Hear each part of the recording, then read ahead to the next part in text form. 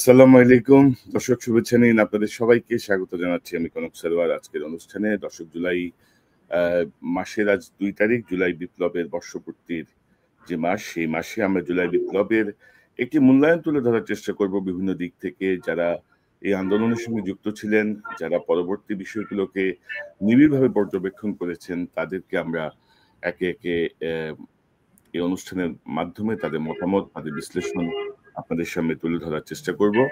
তো দর্শক, আজকে শিরোনাম দেখে বুঝতে পারছেন, সেনাবাহিনীর অবসরপ্রাপ্ত মেজর মোহাম্মদ জামাল হায়দার, যিনি নিজেকে মূলত ফেসবুক এবং সোশ্যাল মিডিয়ায় ফ্রিল্যান্স জাতীয়তাবাদী এবং হার্ডকোর বাংলাদেশি হিসেবে পরিচয় দেন, যিনি জুলাই বিপ্লবের সাথে যিনি ওতপ্রোতভাবে যুক্ত ছিলেন। মেজর মোহাম্মদ জামাল হায়দার, আপনাকে স্বাগত জানাচ্ছি আজকের অনুষ্ঠানে। অনেক ধন্যবাদ ভাইয়া, আর দর্শকদেরকেও আসসালামু আলাইকুম।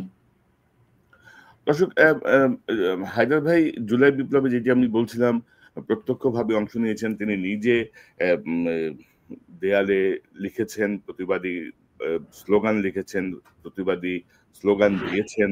প্রত্যক্ষভাবে আন্দোলনের সাথে তিনি সম্পৃক্ত ছিলেন। তার সেনাবাহিনীর তার সহযোদ্ধাদেরকে নিয়ে সাধারণ মানুষের সঙ্গে মিশে গিয়েছিলেন এবং তিনি ২৬ বিএমএ লঙ্কোষ্ঠের কর্মকর্তা। তিনি ২০০৩ সালে স্বেচ্ছায় অবসরে চলে যান এবং পরবর্তীতে বিভিন্ন কার্যক্রমের সঙ্গে তিনি যুক্ত আছেন। তো আমি যদি হায়দার ভাই আপনার কাছে যদি একটু জানতে চাই, এই যে জুলাই বিপ্লবে আমাদের সেনাবাহিনীর ভূমিকা অবিস্মরণীয়। সেনাবাহিনী অন্তত আমি বলবো যে অগাস্টের ৩ তারিখ থেকে, মানে ৩ তারিখে যদি আমরা একটা টাইম সেট করি, ৩ তারিখ থেকে তাদের মধ্যে একটি অর্ডার ডিসঅবে করার একটি মানে কি বলবো মানসিক অবস্থান তৈরি হয় যে না, আমরা আর গুলি করব না। গুলি তো আগে করেছে, মানে ৩ তারিখের আগ পর্যন্ত বা ৫ তারিখ সকালেও কেউ কেউ গুলি করেছে, কিন্তু মেজরিটি নিজেদেরকে গুটিয়ে নিয়েছে আসলে ৩ তারিখ থেকে, ৩রা আগস্ট ২০২৪ থেকে। তো সেনাবাহিনীতে আপনার যে জুলাই বিপ্লবে সেনাবাহিনীর যে ভূমিকা, সেই ভূমিকা আপনি কিভাবে দেখেন? পাশাপাশি যেহেতু আর্মি চিফ ছিলেন জেনারেল ওয়াকারের ভূমিকা এবং সেনাবাহিনীর ভূমিকা মিলায় জুলাই বিপ্লবটাকে আপনি যদি একটু আপনার মতো করে একটু বলেন, আমরা একটু শুনতে চাই। ওকে, ধন্যবাদ। জুলাই বিপ্লব আমি যেভাবে দেখি, একটা ছোট আন্দোলন থেকে ধাবিত হওয়া একটা গণ আন্দোলন। আমরা আগে যখন খেয়াল করতাম যে মানে এই ফ্যাসিস্ট বা এই জগদ্দল পাথর বাংলাদেশের বুক থেকে কখন যাবে, তখন সবার মনেই আসতো যে এটা একটা টোটাল আপরাইজ হতে হবে, টোটাল। আচ্ছা, তাহলে যেভাবে আত্মহতি দেয়া শুরু হয়েছিল, যেই পয়েন্টটাতে মানুষ আত্মহতি দিল, সেটা সবাইকে আসলে নাড়িয়ে দিয়েছে বলে আমি মনে হয়। সেটা আসলে সেনানিবাসের ভিতরে উর্দি পড়া যারা, তাদেরকেও আসলে ছুঁয়ে গিয়েছিল ব্যাপকভাবে। তো সেখান থেকেই অর্ডার ডিসঅবের ব্যাপারটা আসলে সেভাবে ঘটেছে কিনা জানি না, বাট আমি যেটা বুঝি যে এটা একটা ব্যালেন্স করা। নেতৃত্ব বুঝতে পেরেছিল যে দিস ইজ দি টাইম, এবং ৯০-এর গণ আন্দোলনের সময়েও কিন্তু তাই হয়েছিল। এবং ঠিক যখন মাঠের যে যারা থাকেন তাদের মনোভঙ্গিটা যখন বোঝা হয়ে যায়, তখন আসলে কমান্ড জায়গাটা এমন একটা পয়েন্টে চলে আসে বা বয়েলিং পয়েন্টে এসে যায় যে তখন সিদ্ধান্তটা নিতেই হয়। হয়তো ফ্যাসিস্ট চাচ্ছিল যে আরো একটু কিছু প্লে করতে, বাট খুবই প্রুডেন্টলি আমি বলবো যে সময়টা বেছে নিয়েছেন যে ৩ তারিখ। এটা হচ্ছে ক্যান্টনমেন্টের ভিতরের ঘটনা। এবং ক্যান্টনমেন্টের বাইরে যদি বলি, আমরা সংগঠিত হচ্ছিলাম, ঠিক আমার মনে আছে যে ১৭ তারিখে প্রথম মিরপুর ডিওএইচএস এ কর্নেল হক, আপনারা সবাই চেনেন, উনার বাসাতেই, উনার কলেই আমরা সবাই গিয়েছিলাম। সেখানে ৭-৮ জন ১০ জন আমরা ছিলাম এবং আস্তে আস্তে আমরা মাঠে চলে আসি এবং সিদ্ধান্ত নেই যে এভাবে তো হবে না, আমাদেরকে ওদের সাথে থাকতে হবে। প্রথমে আমরা যেটা ছিল যে আমরা তাদের দাবির প্রতি আমরা সমর্থন, সহমর্মিতা এবং একটা সময় আসে যে আমরা তাদের সাথেই মার্চ করে যাই। আমরা আসলে অবসরপ্রাপ্ত অফিসার আপনারা একজোট হলেন, ঐক্যবদ্ধ হলেন। জি জি, অবসরপ্রাপ্ত অফিসাররা একজোট হলে এবং সবাই কম বেশি আমি দেখেছি যে সার্বভৌমত্ব, জাতীয়তাবোধ সম্পন্ন। আসলে আমি একটু পিছনে যাব, যে কত ১৭ বছর কিভাবে কেটেছিল আমাদের, বা ১৫-১৬ বছর কিভাবে কেটেছিল। ওই সময়টাতে আসলে আমাদের যে টোটাল নিয়ন্ত্রণ, মনের নিয়ন্ত্রণ এবং ট্রিপল যদি বলি যে জিনিসটা, যে এক ধরনের বিকলাঙ্গতা, মানসিক বিকলাঙ্গতা ভর করেছিল পুরা এই কমিউনিটিতে। এবং আমরা ইভেন বিডিআর এর যে 25 তারিখ ফেব্রুয়ারি আসলেও আমরা উচ্চারণ করতে চাইতাম না, হোয়াটসঅ্যাপ গ্রুপে আমরা আলোচনা করতাম না। এই ধরনের পর্যায়ে আমরা ছিলাম সত্যিকার অর্থে। এবং এই আলোচনা করলে বেশিরভাগ সময় কোর্স গ্রুপে, ইন্টিমেট গ্রুপগুলোতে বলতো যে প্লিজ এই রাজনৈতিক আলোচনাটা না করলে ভালো হয়। আসলে এটা তো রাজনৈতিক আলোচনা না, এটা দেশের আলোচনা এবং সেটা তো সার্বভৌমত্বের কল এবং সেটা তো ফৌজি আলোচনা করবে, কে আলোচনা করবে? কিন্তু এটা কিন্তু ডিক্লাইন। আমি ছাড়া হয়তো ওই 15 জন, আমরা যারা 10-15 জন হাতে গোনা মানুষ ছিলাম যারা ফেসবুকে লেখার, মানে তাও ক্লোজ গ্রুপে লেখার সাহস করতাম। তার মানে কতটা কন্ট্রোল করা হয়ে গিয়েছিল অলরেডি। সো সেই প্রেক্ষাপটে আমি ছাড়া বাকি সবাই তাদের বন্ধু, মানে কোর্সমেটকে আমরা বলি সোলমেট, সোলমেটদের গ্রুপ থেকেও আউট। মানে তাদেরকেও তারা সহ্য করতে পারে না, উপস্থিতিও সহ্য করে না। তো তাহলে বুঝতে হবে যে ব্যাপারটা কি, তারা তো কোনো দাগী আসামি না, কোনো ধরনের আমি বলবো যে ফৌজদারি বা রাষ্ট্রদ্রোহী কোনো কাজের সাথে না। শুধুমাত্র বিডিআর হত্যাকাণ্ডের একটু আলোচনা, শুধু সুযোগ, সেটাও করার সুযোগ ছিল না। সো সেই প্রেক্ষাপট থেকে হক স্যার প্রথম কল দিলেন, ওখানে আমরা বুঝতে পারলাম আমি জামাল হায়দার একা না, আমার মতো অ্যাটলিস্ট 8টা-10টা মানুষ আছে। 17 তারিখে আমরা প্রথম মিটিং করি, তার আগের দিন মুগ্ধ মারা যায়। 19 তারিখে যখন ছাত্রাবাসগুলো বন্ধ করে দেওয়া হয়, এমআইএসটি বিওপির ছেলের ছাত্রছাত্রীরা ব্যাগেজ সহ মিরপুর ডিওএইচএস এর গেটের যানবাহনের জন্য অপেক্ষা করছিল। তখন স্থানীয় সংসদ এবং পুলিশ একযোগে তাদেরকে আক্রমণ করে বসে এবং এই নিরীহ বাচ্চাগুলা যে দৌড়াদৌড়ি করছিল, কাতরাচ্ছিল, সেটা আমাদের কমিউনিটিটা দেখে। সেখান থেকেই সবকিছু শুরু। এবং আমি বলবো মিরপুর ডিওএইচএস এই জুলাই আন্দোলনে বড় একটা কৃতিত্বের দাবিদার। এটা অসম্ভব কাজ করেছে তারা। 2 তারিখে ওই মিছিলটাতে আমিও ছিলাম। বাংলাদেশের সংরক্ষিত এলাকায় সেনানিবাসে মিছিল হয়েছে, এটা কেউ কখনো দেখে নাই। সেটা পরের দিন সকাল থেকে মাইকিং হয়েছে। 3 তারিখে সেই মিছিলটা 2 গুণ না 2.5 গুণ বা 3 গুণ হয়েছে। আমি ভিডিও আছে। 6 মিনিট ধরে মিছিলটা গিয়েছে, ভর্তি মানুষের মিছিল এবং সেই মিছিলটা একেবারে অন্যরকম। সেটা বাংলাদেশে যা মিছিল দেখেন সেই মিছিল না। সেই মিছিলটাতে ছিল ছোট, ছোট বাচ্চা, শুধু ছিল না, একজন মহিলা বৃষ্টির মধ্যে 2 বাচ্চাকে ধরে নিয়ে যাচ্ছে এবং ওই ধরনের জিনিস। এবং আমি দেখেছি, নিজের চোখে দেখা এবং ভিডিও আছে যে অফিসার গেমস থেকে আসছে বিকাল বেলা, তার ছেলে যেহেতু মিছিল করছে সেও সাথে যাচ্ছে। আমি জিজ্ঞেস করলাম কি ব্যাপার, তুমি যাচ্ছ কেন? তুমি কিভাবে এখানে আসলা? বলে স্যার ওকে একা ছাড়ার চেয়ে আমি সাথে থাকা ভালো না। এরকম মানে আপনাকে পরিস্থিতিটা বুঝতে হবে এবং একটা সময়ে প্রথম যে অফিসারটা এই মানে একাত্ম হয়ে মিডিয়ার সামনে চলে আসে, তার নাম হচ্ছে লেফটেন্যান্ট ফিরোজ ইফতেখার। তাকে আমরা নরমালি বলি, ডাকি হুইসেল ব্লোয়ার। সে হাইকোর্টের ওখানে মার্চ ফর জাস্টিসে গিয়েছিল। আমারও যাওয়ার কথা ছিল, আমি যাই নাই। তো ও গিয়েছিল প্রথম। তো আমি দেখলাম যে এটা এত অ্যাট্রাক্ট করেছে এবং ছাত্ররা এত প্রেস করেছে, পরে আমরা কিন্তু 3 তারিখে গেলাম। হাসান নাসির স্যারের নেতৃত্বে হক স্যার ছিলেন, তারপরে হাসিন স্যার ছিলেন। ওইদিন আমরা 20 জন গিয়েছি এবং আমাদের এক ধরনের নেশার মতোই হয়ে গেল। মানে আসলে কি প্রাপ্তি বা সরকার পরিবর্তন হবে সেই ধরনের আমাদের মনে হচ্ছিল যে খুবই অন্যায় করছে সরকার।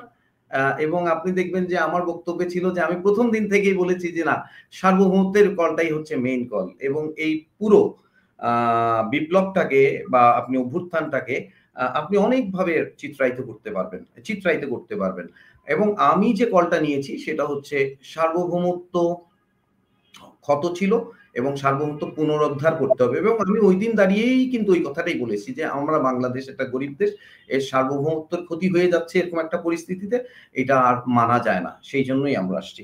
তো আমি আপনার কাছে সার্বভৌমত্ব বা পরবর্তী আপনাদের অর্জনটা নিয়ে আসবো। তো আমি একটু যদি জানি যে আপনি জুলাই পরবর্তী প্রায় 1 বছর তো হতে চললো আমাদের জুলাই বিপ্লবের। তো জুলাই বিপ্লবের এই 1 বছরে এই যে আপনার এই সার্বভৌমত্বের প্রসঙ্গটা যদি বলি, সেটা তো অনেক বিশাল আসপেক্ট। তো আমাদের মধ্যে কি পরিবর্তন, অর্থাৎ সেনাবাহিনীর এই যে অংশগ্রহণ, পরবর্তী সময়ে জেনারেল ওয়াকারের যে ভূমিকা, যেমন জেনারেল ওয়াকার তো আপনার কোম্পানি কমান্ডারও ছিলেন, আপনি যতটুকু বলছিলেন আমাকে। তো আপনার খুব ক্লোজ চাচা ছিলেন।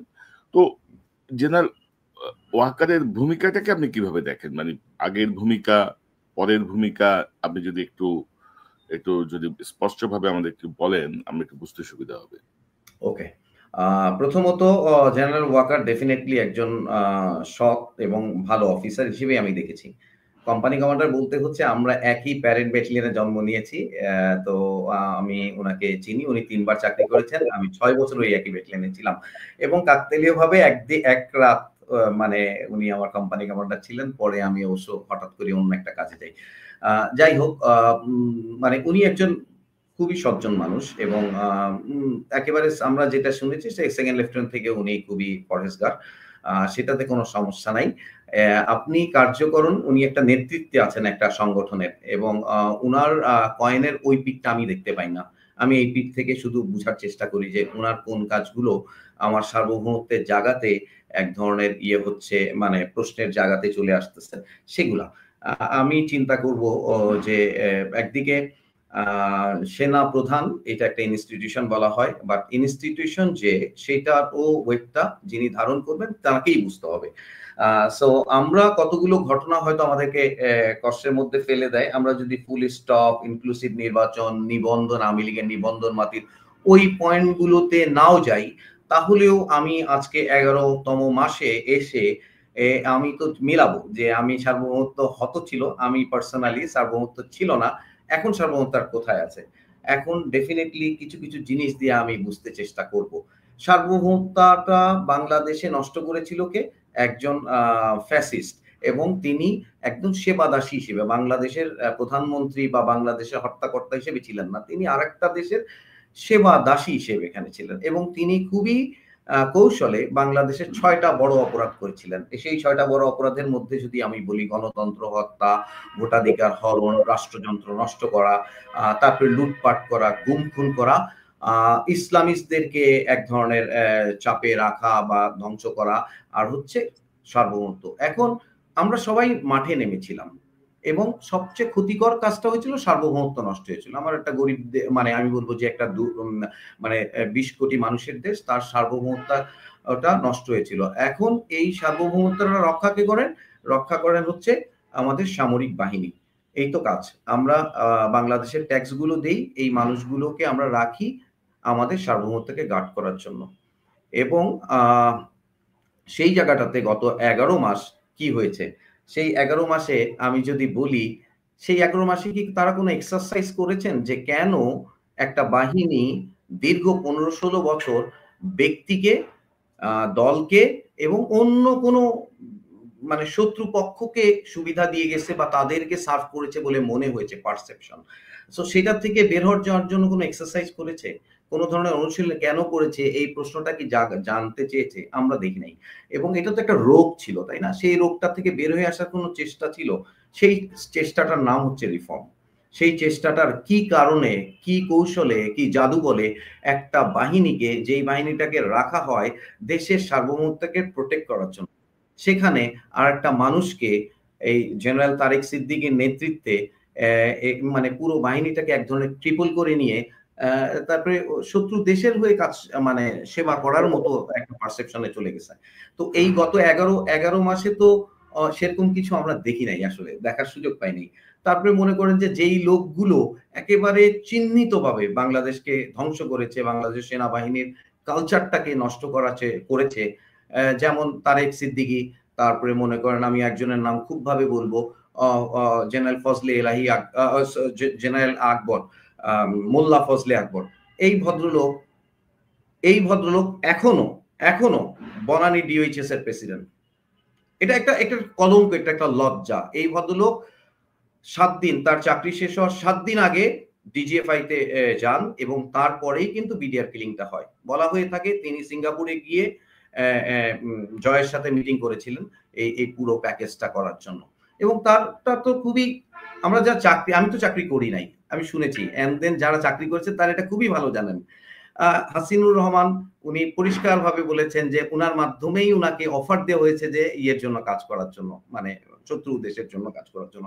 সো এই অভিযোগগুলো আসছে, এগুলো কি অ্যাড্রেস করা হয়েছে? আচ্ছা, তারপরে মনে করেন যেগুলো একেবারে মার্কা মারা লোক, যারা এখানে হয়তো আমাদের কমিউনিটিটা ওইভাবে রাইজ আপ করে না, ভয়েস করে না, তাদের ডিগনিটিটা ওইভাবেই চিন্তা করে যে আমি একটু ভদ্রভাবে থাকি।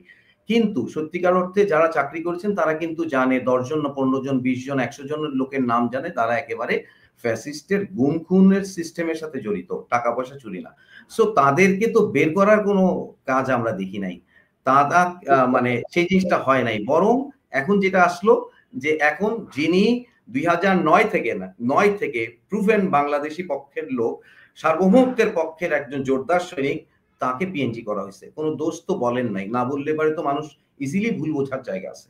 দোষ যেহেতু বলেন নাই, উল্লেখ করেন নাই, উনি কি চুরি করেছেন, উনি কি বাংলাদেশের রাষ্ট্রবিরোধী কাজ করেছেন, সেটা জনগণকে জানতে হবে। যেহেতু জনগণের পারসেপশন হচ্ছে এই ভদ্রলোক জুলাই বিপ্লবের একজন অন্যতম শক্তিশালী যোদ্ধা, এই ভদ্রলোক হাসিনাকে একমাত্র লোক যিনি চোখে চোখ রেখে বলেছেন নো, বিডিআর এটা চলবে না, বিডিআর আপনি যেভাবে ইনকোয়ারি করতে যাচ্ছেন সেটা চলবে না, উনাকে তো জাতীয় পুরস্কার দেওয়া হচ্ছে। প্রবলেমটা যেটা হয়ে গেছে সেটা হচ্ছে জুলাই বিপ্লবের ওনারশিপটা কার আর এই সরকারের ওনারশিপটা কার। সরকারের তো এগুলো দেখা দরকার ছিল, এই মানুষগুলোকে তো সরকার যন্ত্রের মধ্যে রাখলেই তো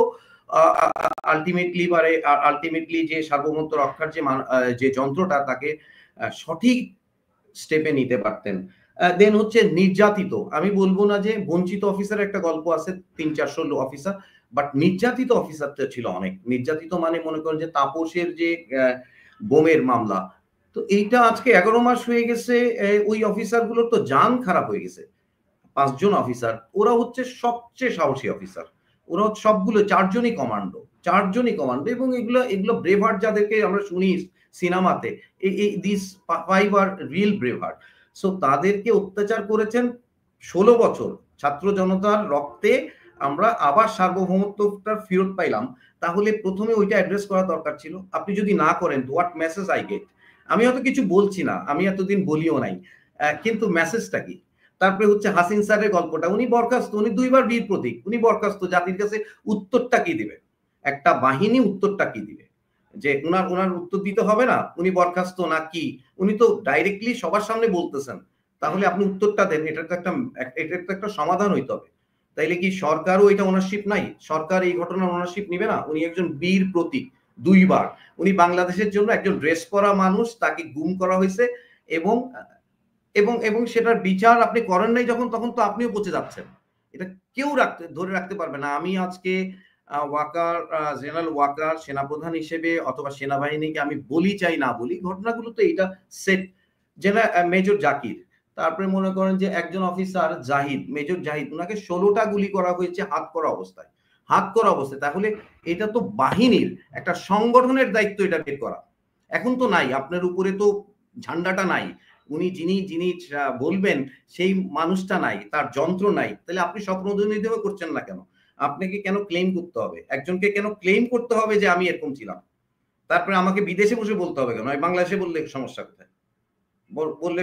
আমরা 2015 সালে ওয়াহিদুল নবী স্যার এবং ইএসআর রেজা স্যারের নেতৃত্বে খালেদা জিয়ার ওখানে খাবার নিয়ে গেছি, just to prove that fascist Khaleda জিয়ার খাবার আটকে রাখছে এবং তাকে এইভাবে ব্যারিকেড দিয়ে রাখছে, জাস্ট টু প্রুভ দ্যাট।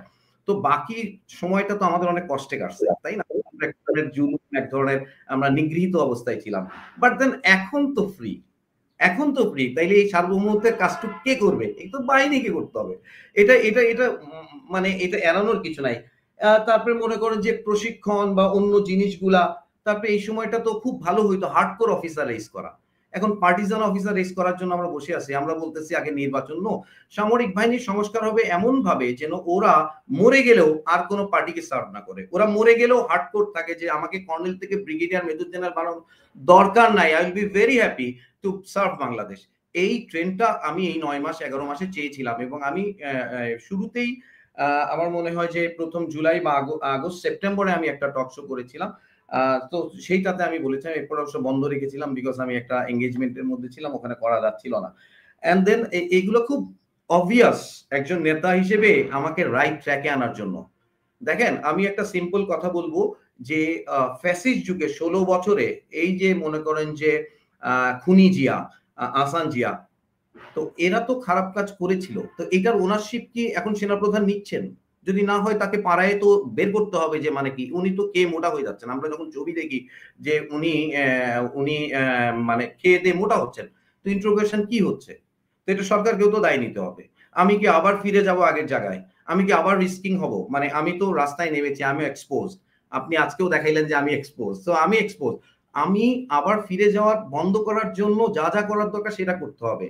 এটা আমার প্রাণের দাবি, এটা আমার প্রাণের দাবি। যত মানুষ আছে কোনো দরকার নাই, আমি বাঁচবো, আজকেই বাঁচাই আমার যথেষ্ট।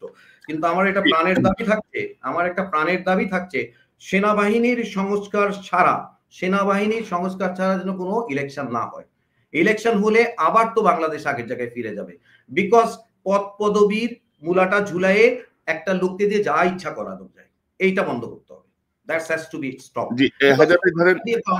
আমরা সেনাবাহিনীকে খাওয়াচ্ছি। এখন বিষয়টা এরকম হয়, ফ্যাসিস্ট যুগে ওর দিকে কিছু কথা বলা যাবে না, চোখ তোলা যাবে না। He is service provider. Fuad সাহেবের মতো আমি চাকর বাকর বলতে চাই না, কিন্তু সার্ভিস প্রোভাইডার। তো কি সার্ভিস? আমার সার্বভৌমত্বটা ইনট্যাক্ট থাকবে, that has to be served.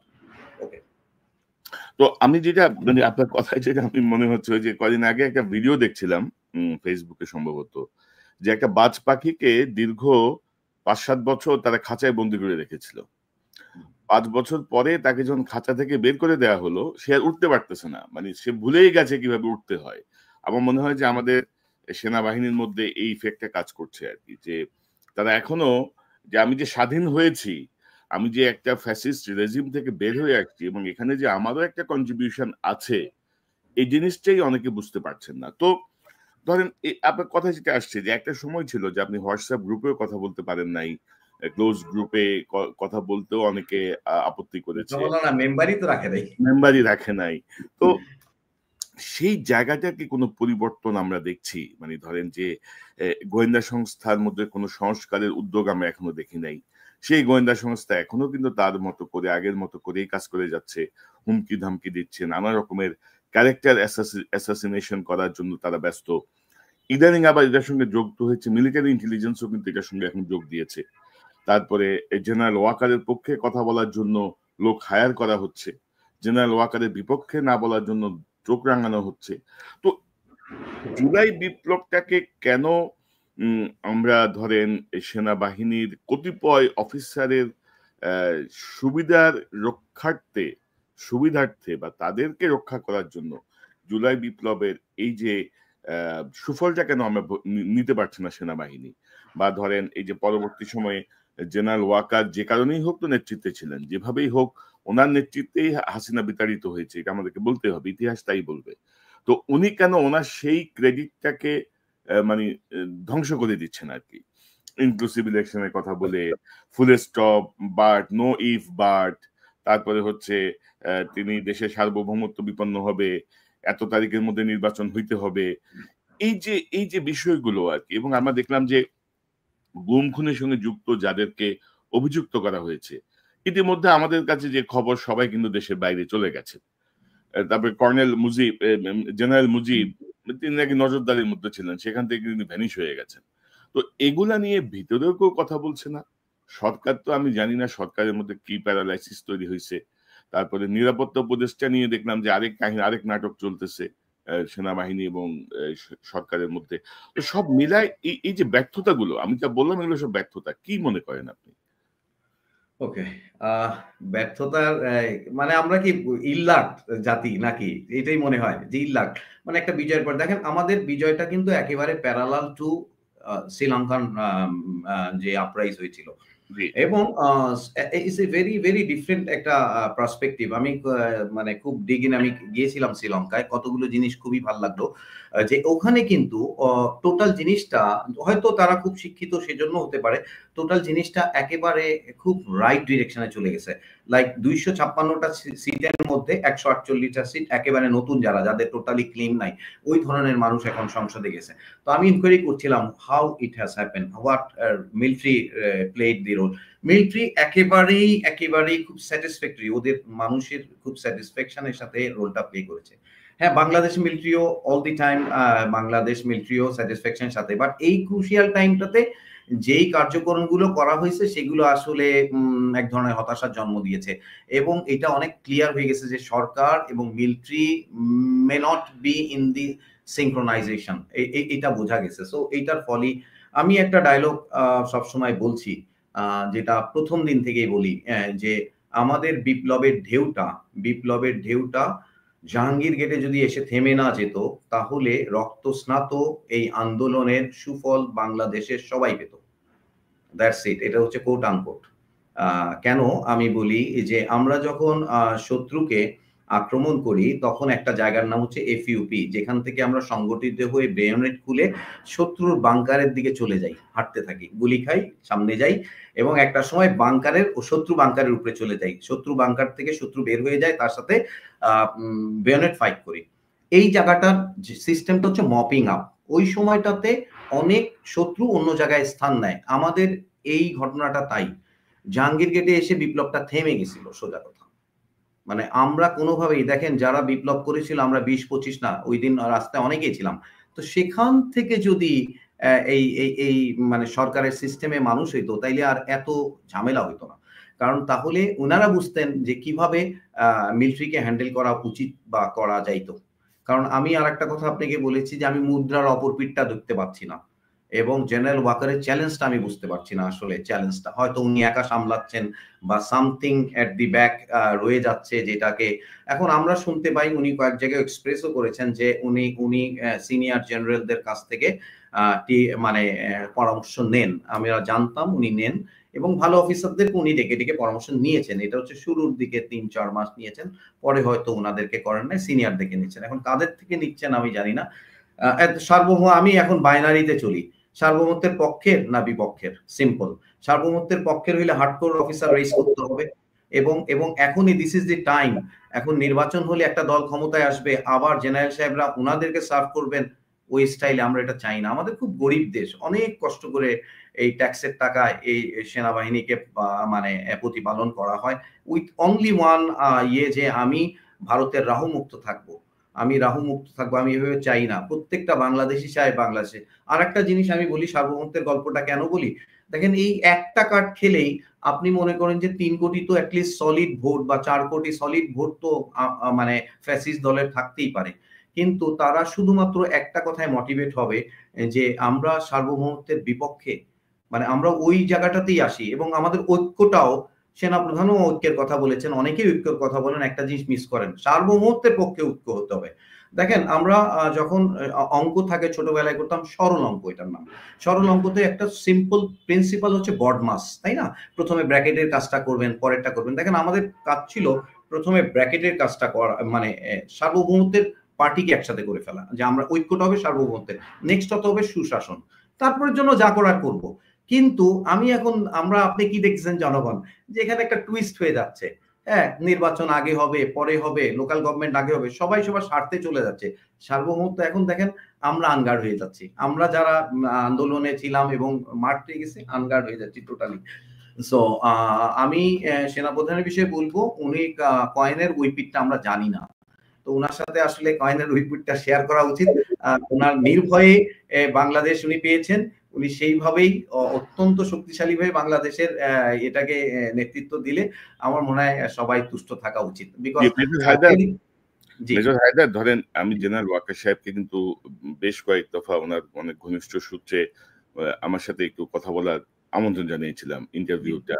কারণ আমরা চেয়েছিলাম যে কোনো কারণেই হোক, আমি চেয়েছিলাম যে কোনো কারণেই হোক, মানে উনি যেহেতু হাসিনার পতনের একটা মূল কি পয়েন্টে অবস্থান করছিলেন, আমরা তার বিষয়টাকে আসলে আরো আপহোল্ড করতে চাচ্ছিলাম এবং আমরা বলতে চাচ্ছিলাম যে আপনার আশেপাশে যারা আপনাকে কুমন্ত্রণা দিচ্ছে, যারা আপনাকে ইনক্লুসিভ ইলেকশনের কথা বলছে, যারা পুনরায় আওয়ামী লীগকে ফিরিয়ে আনার কথা বলছে, সেই জায়গাগুলো থেকে আপনি আপনার জায়গাটা রাখেন। কারণ আপনি কি মনে করেন যে ওয়াকার সাহেব যদি ইনক্লুসিভ ইলেকশনের নামে আওয়ামী লীগকে পুনর্বাসন করে, ওয়াকার সাহেবের গলা থেকে ফাঁসির রশিদ ছড়বে?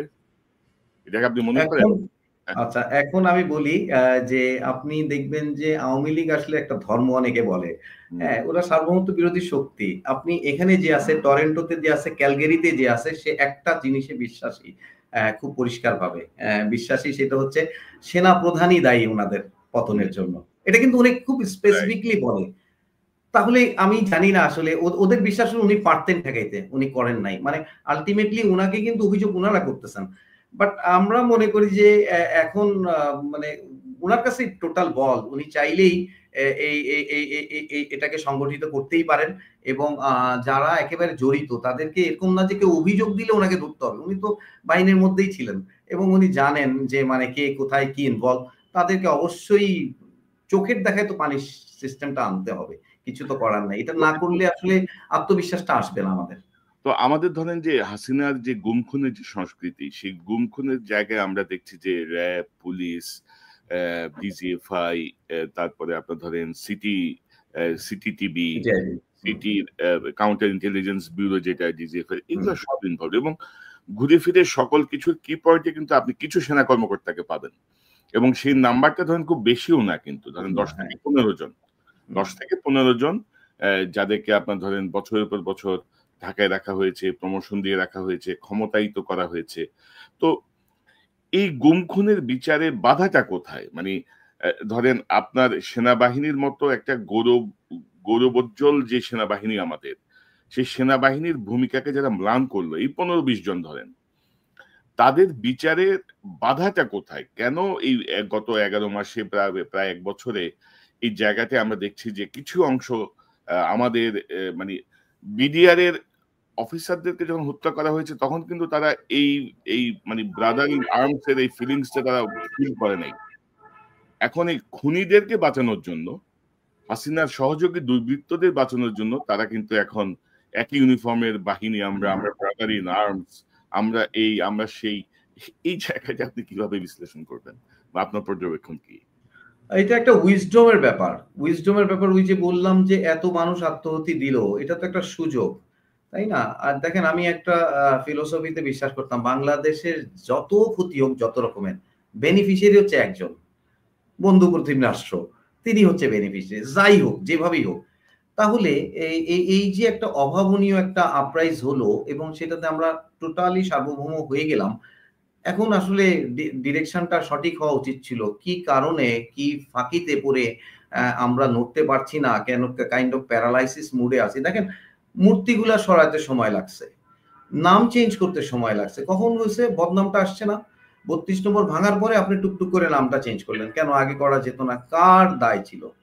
এই জন্য মানুষ কিন্তু একটা ট্যাগও দিচ্ছে যে আপা আসবেই, জেনারেলদের কারণে হচ্ছে না, আপা আসবেই। তারা বিশ্বাস করে বসে আছে হয়তো আপার। ওই যে আওয়ামী লীগেরা বিশ্বাস করে বসে আছে যে এই আর্মি পারতো তাদেরকে মানে বাঁচাইতে, আর্মির কারণে তাদের পতন হয়েছে। সেম এনারা এটা এটা একটা ধাঁধার মধ্যে পড়ে গেছে মনে হয়। তো এটাই আমার সিম্পল মানে ইয়ে, যে এটা উইজডম ছাড়া আর কিছু না। দেখেন, ডিজিএফআই তো আগুনের কাজটাও করছে, ইন স্পেসিফিক ওই অফিসারটার নামও সবাই জানে, ওনাকে ডাকে ওই নামে, আগুন অমুক, ঠিক আছে? এটা তো জানে সবাই। তাইলে যে লোকটা ওই কাজ করেছে, তার বস, সে হয়তো চলে গেছে, বাট তার সমসাময়িক যারা ওই অকাজগুলো করতো, তারা কিন্তু প্যাক্ট, কারণ তাদের বাঁচতে হবে, তো তারাই হয়তো কোনোভাবে মেকানিজম করছে, এবং তাদের আবার ইন্ডিয়ার সাথে বাংলাদেশি জেনারেল মেসেজ চালাচালি করেছে, এটা ধরা পড়ছেন। তো তাকে তো সাথে সাথেই ধরা দরকার ছিল। তা আপনি ধরেন নাই, ছেড়ে দিয়েছেন, শুধু পোস্টিং করে দিয়েছেন, সেটাতে কি বাকিরা কনভিন্সড হবে? এটা তো হওয়ার সুযোগ নাই। আপনি আমাকে কতক্ষণ আটকে রাখবেন? আপনি আমাকে কতক্ষণ দমটা বন্ধ করে রাখবেন? আছেই তো একটা দম। গেলে তো আমরা তো ওইভাবে, আমরা তো জিয়া যখন অনেক পরাক্রমশালী ১ লক্ষ সৈনিকের বিরুদ্ধে রিভল্ট করলো, তাইলে আমি তো ওই স্পিরিটটা পেয়ে গেছি সামহাউ। সো ওই স্পিরিটটা তো আমি নিব। আর এখন দেখেন কি করেছে, আপনাকে বললে হয়তো অবাক হবেন, একটা জিনিস মিস করে গেছি। বাংলাদেশের ইন্ডিয়া চায় তার মুক্তিযুদ্ধের ব্র্যান্ডিং হবে শুধু সাইনিং সেরিমনিটা রেস কোর্সের, শুধু সেইটাই পড়ানো হয়েছে। আমি আপনাকে উদাহরণ দিব, 50 বছর যেদিন পূর্তি হয়, নভেম্বর এবং ডিসেম্বর, 2টা মাস, এবং জাহাঙ্গীর গেট থেকে সিগন্যাল গেট পর্যন্ত এখানে 200 বড় বড় ফেস্টুন লাগানো ছিল, ব্যানার ফেস্টুন লাগানো ছিল, এবং ওখানে 20টা এই একই ছবি দেয়া ছিল, বিকজ তারা ওইভাবেই বিশ্বাস করাইতে চাচ্ছে। আর আমি ফৌজ নিজে সেটাই বিশ্বাস করতে চাচ্ছি, অথচ আমার গৌরবের জায়গাটা কত স্পেশাল। আমি বিদ্রোহ করে জনগণের হয়ে যুদ্ধ করছি। এটা এই পৃথিবীর খুব রেয়ার একটা, মানে আমি বলবো যে বিজয়, রেয়ার একটা মানে গর্বের জায়গা, যে আমরা বাংলাদেশ জন্মের আগে এই বাহিনীটার জন্ম হয়েছে। তো এই প্রাইডটা, অথচ সেই সেনাপ্রধান প্রথমে সেনাপ্রধান দায়িত্ব পাওয়ার পরে মিডিয়ার সামনে এসে বলতেছেন আমি সেনাবাহিনীর গর্বের জায়গাটা দেখাবো, আর করছেন কি, ডিসক্রিপশনের জিনিসগুলো তিনি ডিসপ্লে করছে। পুরা জাহাঙ্গীর গেট থেকে 200 ফেস্টুনের মধ্যে একজন সিঙ্গেল বাংলাদেশি যোদ্ধার ছবি তিনি দেন নাই। তারা কখনোই জেনারেল ওসমানীকে মুক্তিযুদ্ধের সর্বনির্ণায়ক হিসেবে প্রতিষ্ঠা পাইতে দেন নাই। তো এই হচ্ছে গল্প। এই আমরা যারা সচেতন তারা বুঝতেছি, বাট বাকিদের জন্য তো মনে করেন যে ওরা চিন্তা করে কি ওনাদের এসিয়ারটা মনে হয় ওখান থেকে লেখা হয়, ওনাদেরকে প্লিজ করতে চায়। তো এইটা হচ্ছে মাইন্ডসেট থেকে বেরোয় আসা, উইজডম থাকাই হচ্ছে মেইন কাজ, সেটাই করে নাই এবং ১১ মাসে এখানেই আমাদের হতাশার জায়গা আমার ব্যক্তিগতভাবে। না, এবং এবং আমি যদি আরেকটা বিষয় যোগ করি, ধরেন গত ১৫ বছরে ধরেন আমি তো দীর্ঘদিন ধরে সেনাবাহিনীর বিভিন্ন ইস্যু নিয়ে কাজ করি। তো মানে জাতীয় ইস্যুগুলো নিয়ে কাজ করি সেনাবাহিনীর সাথে রিলেটেড। ধরেন গত ১৫ বছরে আমাদের সেনাবাহিনীকে দুর্বল করা হয়েছে, বিমান বাহিনীকে দুর্বল করা হয়েছে, নৌবাহিনীকে দুর্বল করা হয়েছে। আমাদের নতুন কোনো যুদ্ধজাহাজ মানে এয়ারক্রাফট আ ঢুকে নাই। আমাদের সেনাবাহিনীর আধুনিকায়নের নামে আমরা ভারতের উপর ক্রমশ নির্ভরশীল হয়ে পড়েছি। তো গত এই প্রায় ১ বছরে আমি কিন্তু সেনাপ্রধান বলেন বা অন্য কোনো আ আ কি বলবো দায়িত্বশীল জায়গা থেকে সেনাবাহিনী রিলেটেড কেউ কিন্তু বলে নাই যে আমার সেনাবাহিনীর জন্য অ্যা এই পরিমাণ নতুন অস্ত্র লাগবে। এই অস্ত্রগুলো এখন ওয়ার্ল্ড ডমিনেট করছে। এইগুলো কিছু আমাদের লাগবে। আমাদের এই যুদ্ধজাহাজগুলো লাগবে। আমাদের যে যুদ্ধজাহাজ আছে সেগুলো অকার্যকর, অকেজো হয়ে পড়ে আছে। এগুলো মেরামত করতে হবে। এই জাতীয় কোনো কিন্তু বিষয় আসে নাই। একটু না হয়ে আমরা দেখছি যে সেনাবাহিনীর রাজনীতির মধ্যে হস্তক্ষেপের যে প্রবণতা অতীতে ছিল সেভাবেই যাচ্ছে।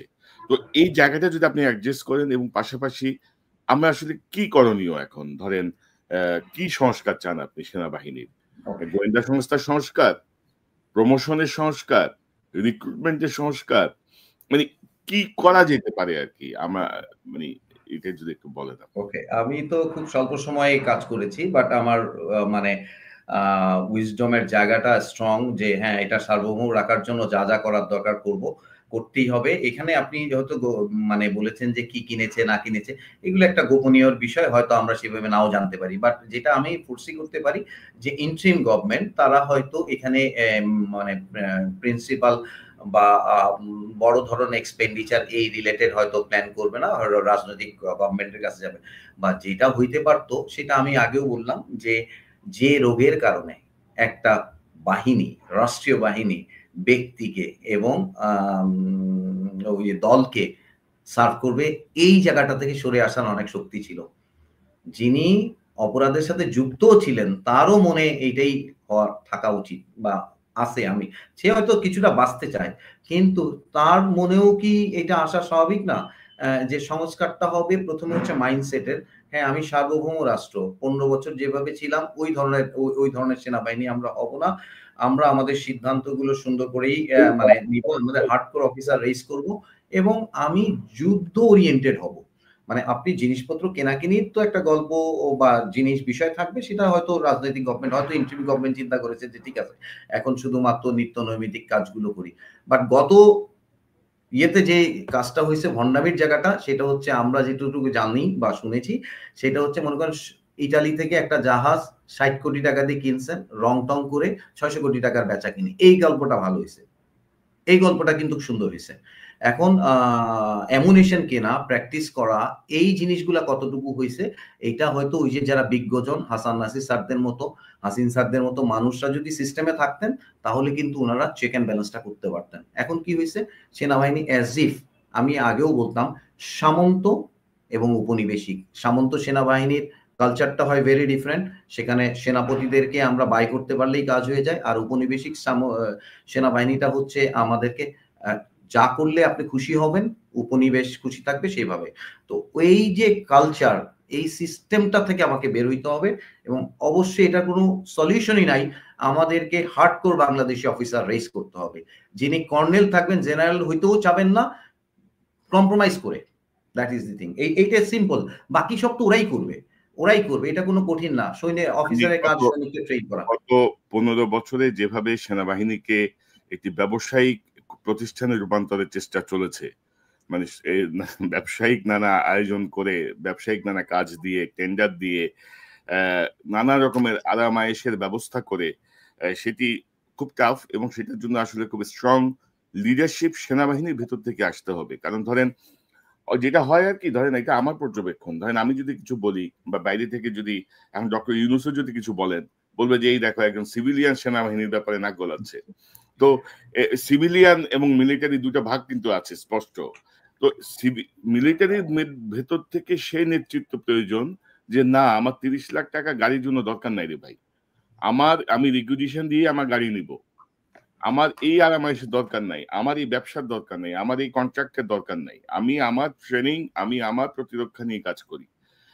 এবং আমার মনে হয় যে ডক্টর ইউনূস মাঝখানে বলছিলেন যে আমাদেরকে যুদ্ধের জন্য প্রস্তুত থাকতে হবে, সর্বোচ্চ প্রস্তুতি নিতে হবে। আমার হয়তো ভিতরে কাজ চলছে, কিন্তু আমরা কোনো আভাস পাই না, কিন্তু আভাসও তো পাওয়া যায়।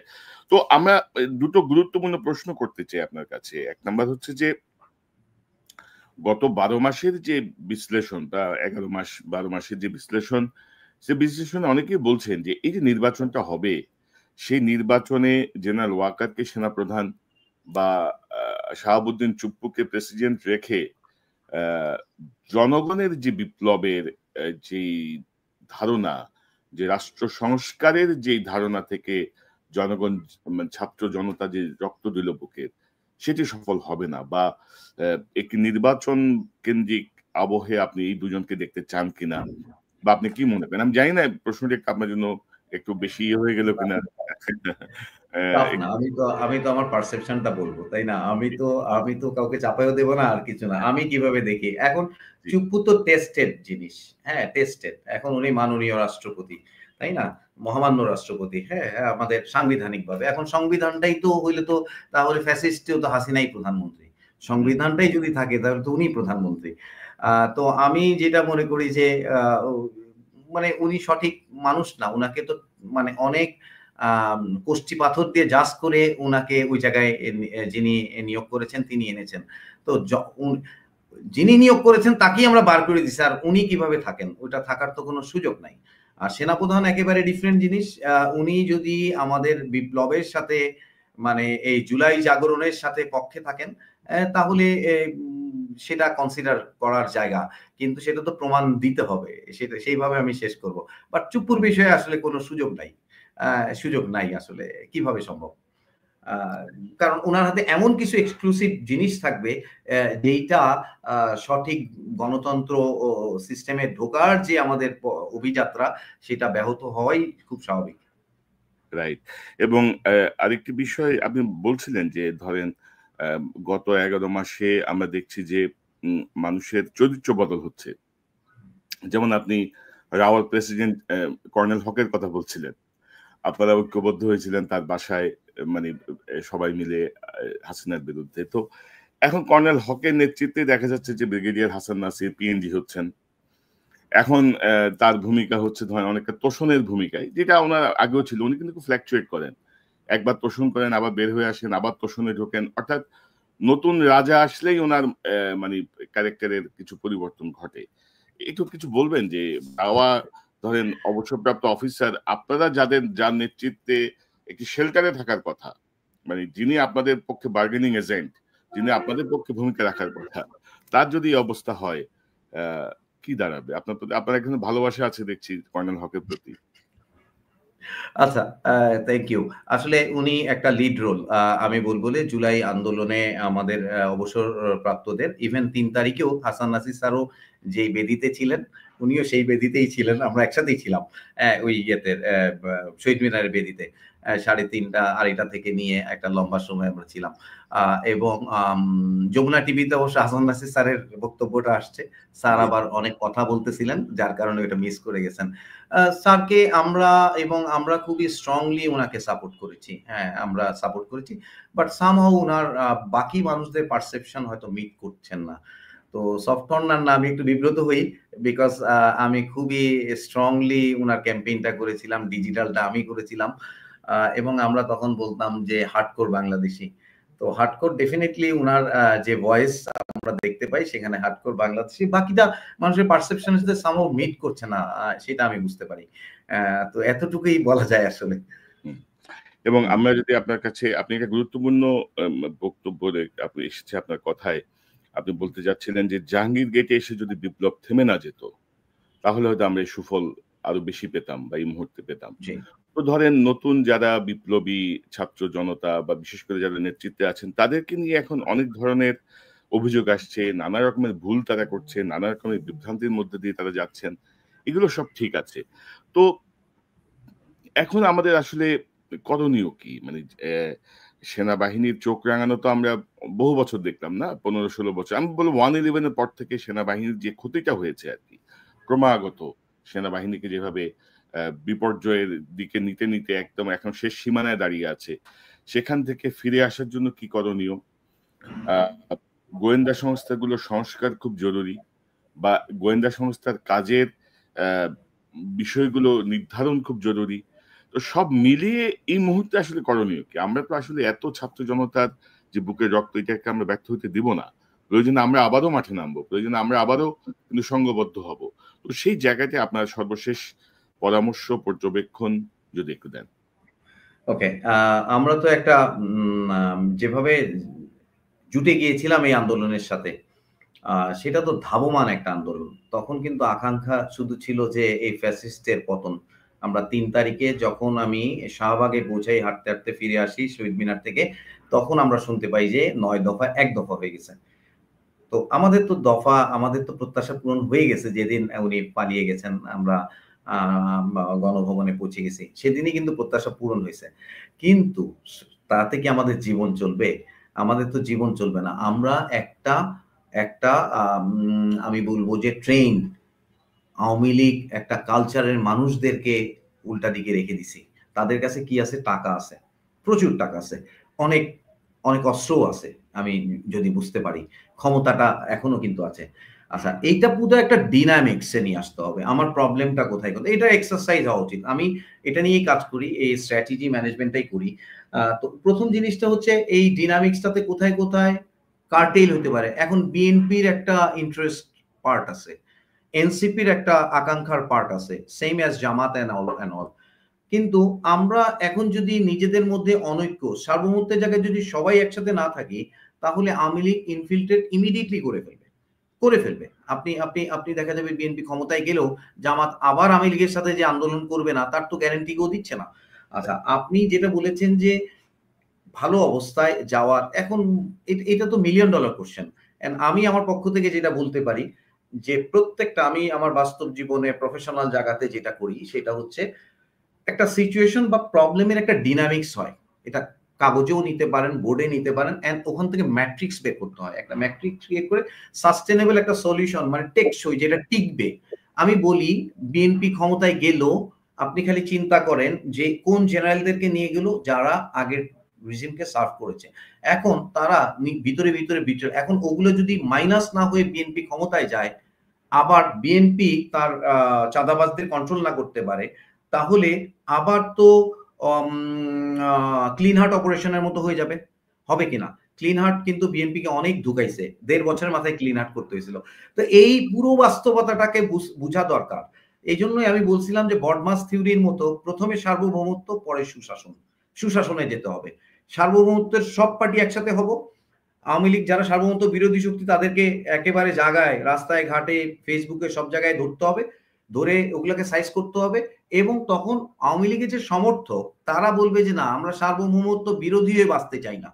তোমার নেতারা খেয়েছো, তোমরা থাকো। আমি বাংলাদেশকে ভালোবাসি, আমি সার্বভৌমত্বের পক্ষে জয়েন করব। যেকোনো ফরম্যাটে হি উইল স্টার্ট আপ। এর মাঝখানে আমার সুশাসনের জায়গাটাতে পৌঁছাইতে হবে। সুশাসনের জন্য এখন আম পা ইয়ের পিআর হবে না কি হবে সেটা আমরা নিজেরাই তো আস্তে, আস্তে, এখন আগে এই জিনিসটা মাথায়ও তো আসে নাই। দেখেন, আমরা তো ৫০ বছর ৫৩ বছর বাংলাদেশ ছিল, এই জিনিসটাই মাথায় আসে নাই। এখন এত আলোচনা হচ্ছে। আলোচনা হচ্ছে কেন? প্রিডমিনেন্টলি বিএনপি অনেক সিট পাওয়ার চিন্তা করছে ওই আগের পদ্ধতিতে। তখন এরাও চিন্তা করছে যে আমরাও কিছু পাই। তো এই যে জিনিসগুলা সুশাসনের জন্য যা দরকার, সেটা তো ইন্টেলিজেন্ট সলিউশন আসতে হবে, বুদ্ধিবৃত্তিক। দেখেন, ছাত্রদের কথা বললেন। আমি বাংলাদেশের কৃষকদের জন্য একটা টেকসই পদ্ধতি বের করেছি, যেটার মাধ্যমে বাংলাদেশে ৫,০০০ কোটি টাকার ফসল বাড়বে। কি হয়েছে? বাংলাদেশের কৃষকরা ব্যাপকভাবে প্রতারিত হয় নকল, ভেজাল, কীটনাশক, সার, বীজে। তো এইটার বুদ্ধিটা আমি বের করছি, এবং গত ৮ মাস ধরে আমি ছাত্রদের কাছে গেছি, প্রেজেন্টেশন দিয়েছি। বাবা, তোমরা কিন্তু কিছু দাও নাই এ পর্যন্ত বাংলাদেশের সবাইকে। আমি একটা সলিউশন ক্রিয়েট করেছি। আমি আমার এই সফলতাটা তোমাদের সাথে শেয়ার করতে চাই। ইন্টারেস্ট নাই। তারা বিজনেসম্যানদের সাথে কথা বলতে মোর ইন্টারেস্টেড।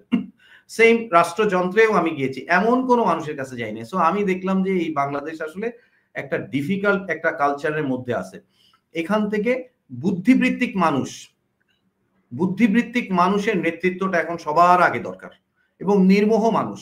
আপনি সবাই কেউ না কেউ পার্টিজান। আপনি যদি মনে করেন যে আমরা আরো 3 বছর ওয়েট করতে, এই নির্বাচন তো আমরা কবুল করেছিলাম, সেই নির্বাচন যতদিন মেয়াদ আছে সেই পর্যন্ত আমরা ওয়ার্কআউট তো করতে পারি, করলে তো বাংলাদেশের ভালো হইলে আমরা করতে চাই বা করা উচিত বলে আমি মনে করি। এবং বুদ্ধিবৃত্তিক মানুষকে নিবে, যারা উপদেষ্টা হয়েছেন তারা কি এই বিপ্লবকে ওন করে? তারা কি কেউ বিপ্লবকে ওন করে? তাদের কি কোনো কন্ট্রিবিউশন আছে? তাদের কি কোনো প্রবলেম হবে? মানে বিপ্লবটা যদি উল্টায় যায় তাহলে তাদের তো কোনো প্রবলেম হবে না, প্রবলেম হবে কাদের? যারা আমরা রাস্তায় ছিলাম, যারা এক্সপোজ, তাদের তো ক্ষতি হবে। তাহলে ওইভাবে আমাদের সলিউশন, এটা একটা বড় কথা সব জাতির সামনেই বলা উচিত, যে এই তো সব প্রবলেম গুলো, মানুষ হচ্ছে বুদ্ধিমান প্রাণী এবং বুদ্ধিবৃত্তিক মানুষগুলোকে এই কাজের দায়িত্ব দিতে হবে। আমি তো এটা নিতেই পারি না, হাসান নাসির স্যারের মতো মানুষকে সরকার কোলাবোরেট করতে পারে নাই, কার ইশারায়? সেনাপ্রধান তার সাথে দেখা করতে চান না প্রথম থেকেই, কার ইশারায়? কেন? কেন? উনি কি অপরাধ করছেন? আমি তো ওনার সাথে এখানে না, ইয়াংবনে 4 বছর ওনার সাথে ছিলাম। আমি নিজে দেখেছি যে কেমনে করে রাত্রেবেলা উনাকে গুম করতে, উনি একা তখন কিন্তু একটা চাকরি করে সিভিল, উনাকে গুম করার জন্য উত্তরায় নিয়ে আসছে এবং আমি গিয়ে বাঁচিয়েছি। আমি গিয়ে বাঁচিয়েছি। আমি আমি আমি আমার বন্ধু বান্ধব সব নিয়ে গিয়ে হইচই, ওখান থেকে চলে আসছে আপনার আনোয়ারার ওসি চলে আসছে নিয়ে এখানে তুলে নিয়ে যাওয়ার জন্য রাত্রেবেলা। উনি এক আত্মীয় বাসায় আসছে, ট্রেকিং করে আসছে। তো যেই মানুষগুলো ফ্যাসিস্টের বিরুদ্ধে বহু বছর ধরে দাঁড়াচ্ছেন, তাদের কিন্তু এক ধরনের আমি বলবো যে রিস্ক আছে এবং তাদের একটা দায় আছে, তাদের একটা আমি বলবো যে তাদের একটা ত্যাগ আছে। তো সেগুলো আসলে রাষ্ট্রের বোঝা উচিত। এখন যারা দেশ চালাচ্ছেন তারা কি কোনো আউটসোর্সিং পার্টি? আউটসোর্সিং পার্টি, তাহলে তারা তাদের রাষ্ট্রের কিভাবে কি বুঝতে চাচ্ছেন? মানে ওনারশিপ না থাকলে পৃথিবীতে কোনো কিছুই কোনোদিন হয় নাই। তো ওনারশিপ সিস্টেমটা ইনস্টল করতে পারলে আমাদের সাকসেস ছিল। এখনো সময় আছে। আমি মনে করি এখনো সময় আছে। সেনাবাহিনী এমন আলাদা কিছু না। তারা আমাদের ভাই, আমাদের এবং আমি জানি যে সবাই ভালো, সবাই প্রফেশনাল এবং সবাই মুখিয়ে থাকে যে আমি কন্ট্রিবিউট করতে চাই। সো সেই জায়গাটাতে ২-১টা সিস্টেম প্রবলেম এখন স্যারের আসলে কি হচ্ছে, কোথায় বাধা, এটা আসলে আমি না ওইটাই খোলাখুলি আপনি আপনি পাবো। আপনার আপনার কোম্পানি কমান্ডার আপনার ওয়াকার স্যারের ব্যাপারে কারণ ধরেন উনি কিন্তু ধরেন গুরুত্বপূর্ণ স্টেক কিন্তু না এই বিপ্লবী একেবারে, বিপ্লব একেবারে। বাংলাদেশের স্টেক। এটা উনি বাংলাদেশের ফেইথ এর স্টেক এবং না, না, ভবিষ্যতের স্টেক। এই বিপ্লব বা হাসিনাকে বিতাড়িত করার ক্ষেত্রে ওনার যে অবস্থানটা যেভাবেই হোক, যে অবস্থানটাই ছিল, এটা কিন্তু ধরেন যে এই গৌরবের জায়গাটা কিন্তু এখন ডুবতে ডুবতে গলা পর্যন্ত এসে ঠেকছে কিন্তু। মানে উনি কিন্তু ডুবে যাচ্ছে কিন্তু। মানে আশেপাশের লোকজন ওনাকে বোধহয় চেপে ধরে রাখছে চোরাবালির মধ্যে, উনি কিন্তু ডুবে যাচ্ছে কিন্তু। সেই জায়গাটা থেকে বের হয়ে আসার জন্য আপনার কোনো পরামর্শ আছে আপনার কোম্পানি কমান্ডারের? স্যার অনেক বিজ্ঞ মানুষ ডেফিনিটলি। দেন আমার মনে হয় যে এইটা এটা এখন আমরা তো বুঝি যে এটা এটা যে ভবিষ্যৎ যে যারা নেতৃত্ব দিবেন, অ্যা নেতৃত্বের জায়গা থেকে এই ম্যানেজমেন্টটা করতে হবে। চুপ্পুকে নিয়ে করার দরকার নাই। প্রধান উপদেষ্টা, আ তারপরে নিরাপত্তা উপদেষ্টা অ্যান্ড দেন আমি মনে করি যে বিএনপির নেতৃত্ব। বিএনপির ওখানেও কিন্তু একজন জেনারেল আছেন। উনিও খুব সম্মানিত জেনারেল ফজলে এলাহি আকবর, অত্যন্ত প্রফেশনাল, স্ট্র্যাটেজি ভালো বুঝেন। বসে এটা করতে হবে। উনাকে কি, কি চ্যালেঞ্জ, কে কোথায় ইয়ে করতেছে। দেখেন আমরা তো এটা বুঝতে পারি যে স্যারের কাঁধের উপরে মুজিব এবং সাইফুল উনাদেরকে রেখে দিছিল। উনি ওই জায়গাটা থেকে ওই রিস্কে যেকোনো সময় চেঞ্জ করে ফেলারই মতো। আমিও তো বুঝতাম যে যেকোনো সময় চেঞ্জ করে দেবে যদি উনি ডানে থেকে বামে যায়। উনি যেভাবে আ আ যানটাকে সুন্দর করে নিয়ে নোঙর করালেন, এটা অসাধারণ। ৩ তারিখে উনি দেখেন এখানে চাণক্য ছিল। এটা আপনি যে যাই বলুক, এখানে দারুণ একটা চাণক্য ছিল। উনি কিন্তু 1 to 1 করেছেন।